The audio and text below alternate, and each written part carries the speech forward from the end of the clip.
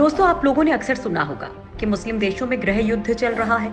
Syria हो, Iraq हो, चाहे फिर लेबनान, सभी मुस्लिम देश हैं, इनका धर्म एक है। तो आखिर क्या वजह है जो इन मुस्लिम देशों में आपस में ही लोग लड़ने लगते हैं?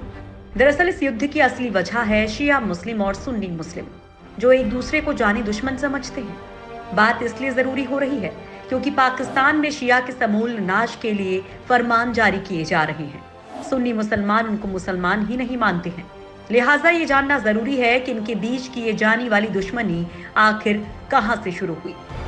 तो इसके लिए थोड़ा पीछे जाना पड़ेगा। दरअसल शिया और सुन्नी विवाद इस्लामी इतिहास का सबसे पुराना विवाद है। एक ही धर्म, विचार और रीति रिवाज होने के बावजूद इन दोनों धड़ों के बीच एक बड़ी खाई है।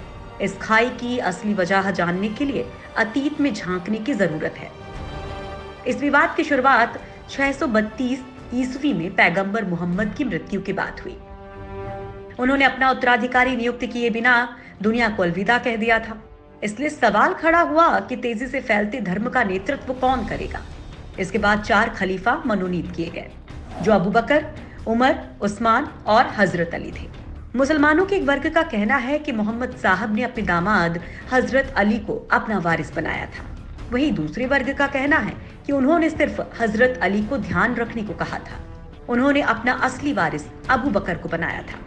इसी मान्यता के साथ मुसलमान 2 हिस्सों में बंट गए। मोहम्मद साहब के दामाद हजरत अली को मानने वाले शिया कहलाए और अबू बकर को मानने वाले सुन्नी। इसके बाद दोनों वर्गों के बीच अस्तित्व की लड़ाई शुरू हो गई। शिया मुसलमानों का दावा है कि खुदा ने अली को खुद उत्तराधिकारी चुना था। मोहम्मद साहब ने अपने इंतकाल से पहले इसे लिखित रूप में घोषित किया था।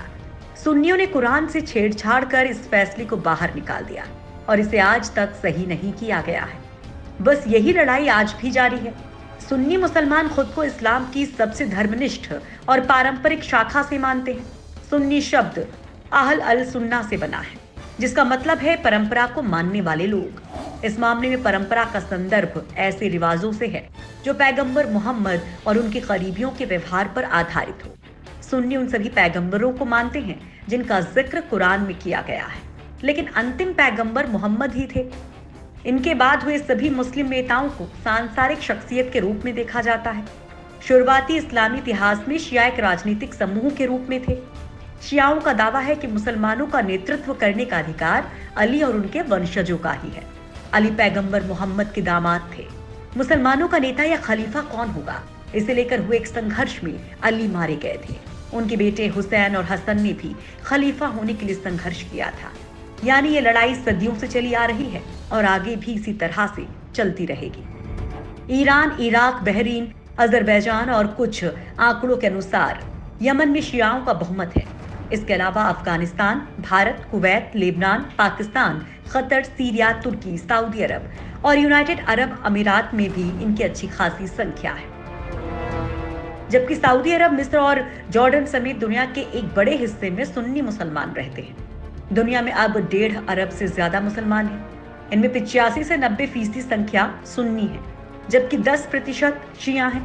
संख्या के हिसाब से देखा जाए तो दुनिया भर में 1.25 अरब से ज्यादा सुन्नी है। वहीं शियाओं की तादाद 15 से 20 करोड़ मानी जाती है। ईरान 1979 की इस्लामी क्रांति के बाद एक अहम शिया ताकत के तौर पर उभरा, जिसे सुन्नी सरकारें और खासकर खाड़ी देशों की सरकारें अपने लिए चुनौती समझती थी। मध्य पूर्व में ईरान और सऊदी अरब को एक दूसरे का प्रतिद्वंदी माना जाता है।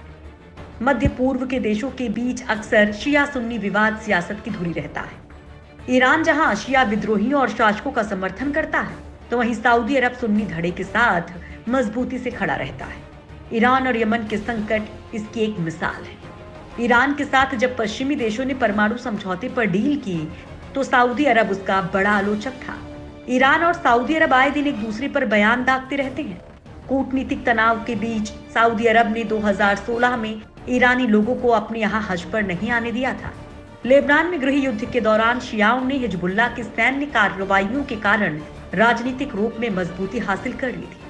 पाकिस्तान और अफगानिस्तान में तालिबान जैसे कट्टरपंथी सुन्नी संगठन अक्सर शियाओं के धार्मिक स्थानों को निशाना बनाते रहे हैं। कहा जाता है कि जिन देशों में सुन्नियों की सरकारें हैं, वहां शियाओं की आबादी गरीब है। अक्सर वे खुद को भेदभाव और दमन के शिकार मानते हैं। कुछ चरमपंथी सुन्नी सिद्धांतों ने शियाओं के खिलाफ घृणा को बढ़ावा दिया था। साल 1979 की ईरानी क्रांति से उग्र शिया इस्लामी एजेंडे की शुरुआत हुई थी। वैसे दुनिया में शिया और सुन्नी के बीच कहीं भी संघर्ष हो, उसकी आंच अक्सर लखनऊ तक पहुंच ही जाती है। यही नहीं, तहजीब के इस शहर में ये दोनों समुदाय अक्सर अन्य मसलों पर भी झगड़ते रहते हैं। लेकिन लखनऊ ऐसा शहर है जहां भारत में सबसे अधिक शिया मुसलमान रहते हैं। शिया लोगों की ज्यादा तादाद को भी कई बार इस फसाद की वजह माना जाता है, क्योंकि अन्य जगहों पर संख्या में कम होने के कारण वो संघर्ष नहीं मोल लेते। लखनऊ में तो स्थिति कभी पथराव और फायरिंग तक पहुंच जाती है। हालांकि सालों से प्रशासन की सख्ती की वजह से नौबत नहीं आई है। हालांकि शिया सुन्नी का विवाद मजहबी है, बावजूद इसके कि दोनों पंथ कुरान और शरीयत में विश्वास रखते हैं। दोनों के बीच ये लड़ाई पैगंबर मोहम्मद की मृत्यु के बाद से चली आ रही है और शायद आगे भी चलती रहेगी।